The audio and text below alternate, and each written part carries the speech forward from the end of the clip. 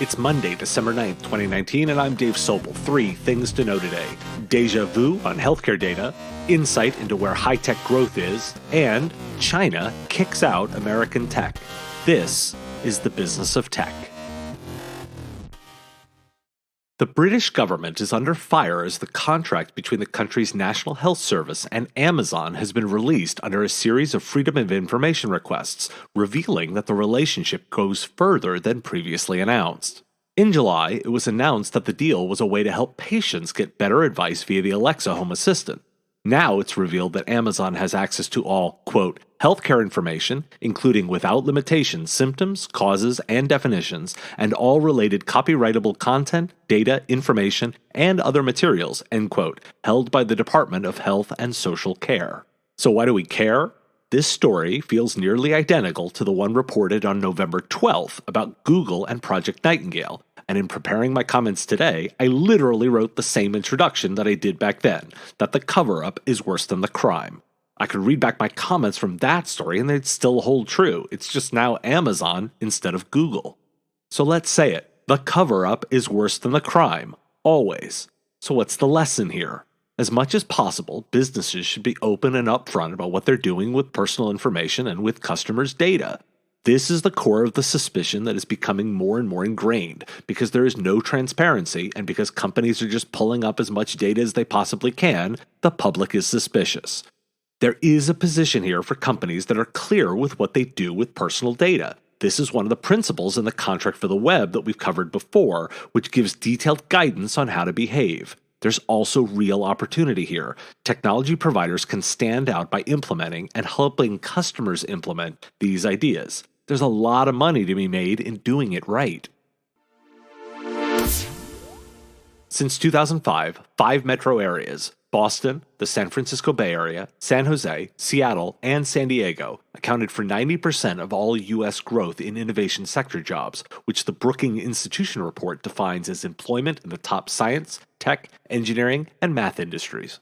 The nature of tech itself makes the problem worse. As tech companies need more tech workers, they need other tech companies to support them, and infrastructure like broadband, public transit, and quality of life perpetuate the growth.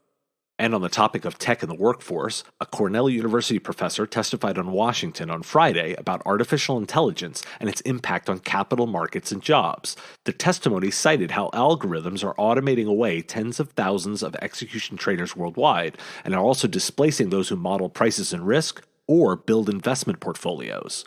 Why do we care? Tech is reshaping the workforce and the cities that support them fast. Tech is also unlike previous revolutions, where a factory could relocate for cheaper space and thrive.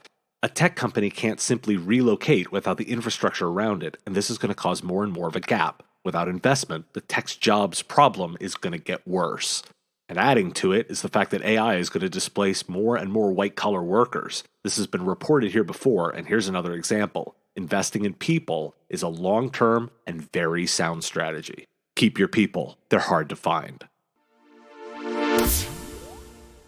And in what feels like an inverse of the stories around 5G and Huawei, the Chinese Communist Party has ordered all state offices to remove foreign hardware and software within 3 years. In reporting by the Financial Times, this move could be significantly impactful on companies like Dell, HP, and Microsoft. The policy is called 352, as it's intended to replace 30% in 2020, 50% in 2021, and 20% in 2022. With the trade war between the US and China on display, this move is seen by many as another direct move against the US economy. And speaking of the trade war, Huawei has now sued the Federal Communications Committee for its block of letting American telecommunications companies use federal subsidies to buy equipment from Huawei and ZTE. The ban cited national security risks.